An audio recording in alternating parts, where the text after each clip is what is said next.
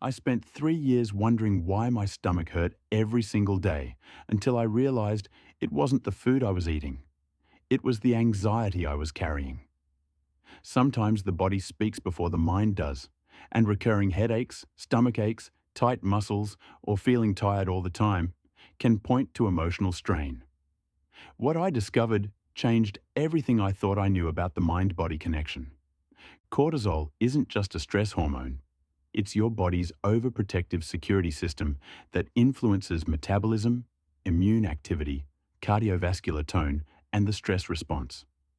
Think of it like having a guard who's supposed to scan for threats at the front door, but instead starts barricading every window, checking the locks obsessively, and eventually rewiring the entire house's electrical system. When you're under constant stress, this response doesn't always turn off, and long-term exposure to cortisol can negatively affect almost all of your body's processes. My daily stomach aches weren't random.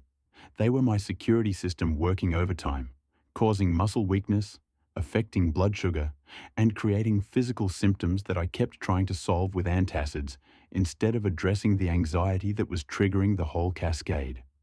Those unexplained aches and pains might be linked to your mental health, and a lot of doctors miss them too. I spent months getting blood tests, trying elimination diets, and seeing specialists for what turned out to be anxiety manifesting physically.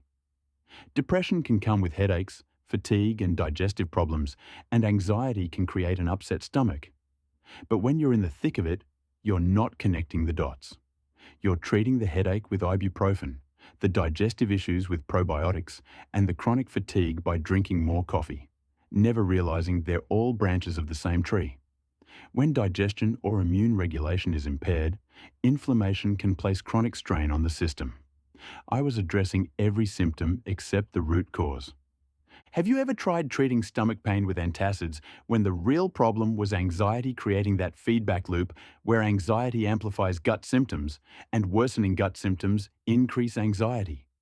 Comment your answer below. Now let's talk about what happens when you start recognizing these patterns and actually address the mental health side of the equation. But here's what I didn't expect. The physical symptoms weren't just side effects of my anxiety, they were actually making it worse. My stomach pain would spike my anxiety, which would tighten my muscles even more, which would create more digestive issues, which would convince me something was seriously wrong, which would send my anxiety through the roof again. It's a feedback loop where each system amplifies the other, and I had no idea that treating one side of the equation could break the entire cycle. The headaches weren't separate from the anxiety. They were partners in crime. When you're caught in that spiral, one worsening condition feeds the next, and suddenly you're not just managing pain or managing anxiety. You're managing both, locked together, each one making the other harder to escape. But here's where I made my biggest mistake. I kept trying to mind over matter my way through it. Every time someone suggested the pain might be stress-related, I'd dismiss it because I could handle stress just fine, thank you very much. The myth that strength lies in ignoring mental pain had me convinced that acknowledging the connection between my anxiety and physical symptoms was somehow admitting weakness. I was treating my mental and physical health like completely separate departments that never communicated with each other. So I kept pushing through the stomach pain, popping antacids, and telling myself it would resolve on its own if I just stayed strong enough.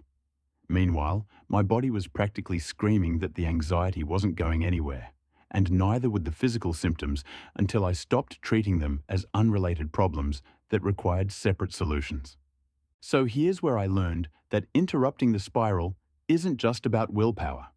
It requires specific techniques that actually calm your nervous system.